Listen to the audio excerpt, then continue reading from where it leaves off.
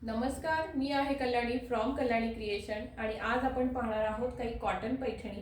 हा असणार आहे कॉटन पैठणीचा पहिला रंग। हा असणार आहे कॉटन पैठणीचा दुसरा रंग। या सर्व साड्या आपल्याकडे भिशीमध्ये देखील उपलब्ध आहेत आणि तुम्ही डायरेक्ट देखील परचेस करू शकता।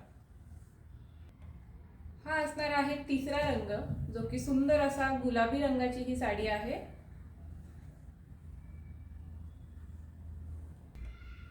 हा असणार आहे चौथा रंग।